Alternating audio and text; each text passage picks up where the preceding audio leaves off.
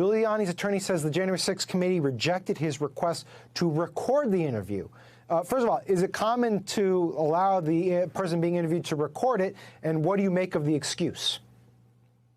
It is not a common thing that you would allow typically someone who's being interviewed in a case like this or an investigation to be recorded. That's just not something that normally occurs. And if it occurs, and that does happen, it's at the direction of the people who are conducting the interview, not the person who's being interviewed. And so I think Rudy Giuliani actually was fully aware of this. I think his attorney is fully aware of this. And he knew that by putting this on the table, he was potentially putting himself in a situation where he was going to blow up the deal and give himself this full excuse as to why he would be able to walk away. But in answering your question, no, this is not typical that you would expect this to come from a witness, and it's not something that Rudy Giuliani wasn't aware would be improper in terms of when he put it on the table. The question is why? Yeah, I mean, it's a great question. And Ryan, I guess the other question, right, is what does the committee do here? Do they move ahead with a contempt vote against Rudy to get him to cooperate? I mean, it's very possible. I mean, first of all, it's very possible Rudy would have accidentally butt dialed someone during his testimony anyway.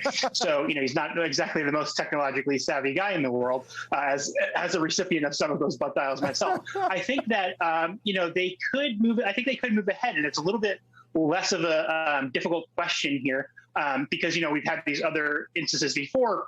The Mark Meadows contempt referral is still sort of floating out there. DOJ has been on it for a bit. But this, Rudy Giuliani is in this other sort of category. Mark Meadows was inside the White House. Steve Bannon was outside the White House and had been out for a while. So that was sort of a pretty straightforward case to go with. But, there are key legal issues raised by this idea of, executive privilege and subpoenaing someone inside the actual White House. So Steve Bannon was easy. Mark Meadows, a little bit more complicated. And I think that Rudy Giuliani is in this other category all to himself because, he's in this weird space as Trump's lawyer for a very long time in this sort of informal role.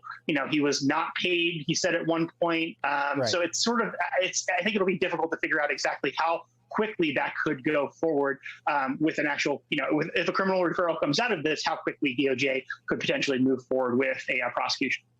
Right. He was an attorney, but not on retainer. He was being paid by someone else while representing Trump. So very odd situation. But switching gears a little bit, Ryan, committee also wants to speak with a number of Republican representatives. We got Biggs, Brooks, Jackson. Why do they want to do this? Yeah, I mean, the members are very key to this. They were involved in some of these talks, and there's a lot of links and 1 degrees of separations between some of these more extremist groups that actually did engage in violence and some of these members of Congress. So they want to get a better hold on, how involved they were and how much awareness they had of some of the potential for violence that day. There are all these warning signs out there just publicly, but a lot of these groups were organizing ahead of time and actually had plots to go inside the Capitol. So I think that they really want to know what different members knew, because there are a lot of these sort of connections between in this universe. You have the Oath Keepers, for example, that's been charged, and they were providing security for people in Donald Trump's orbit. So it really is just amazing how many connections there are between some of these various extremist groups and people generally in the Trump orbit.